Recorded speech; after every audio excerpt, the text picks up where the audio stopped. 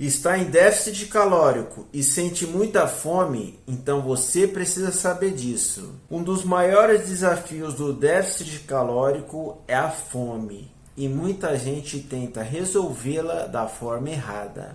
A melhor estratégia: comer mais. Sim, você pode comer um volume maior de comida e continuar perdendo peso.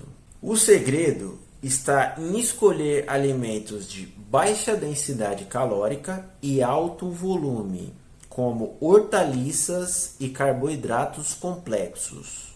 Déficit calórico não é sobre simplesmente cortar as calorias. É sobre reorganizar as escolhas para manter a saciedade e evitar o efeito rebote. Isso faz sentido para você? Me conta nos comentários qual sua maior dificuldade no déficit calórico.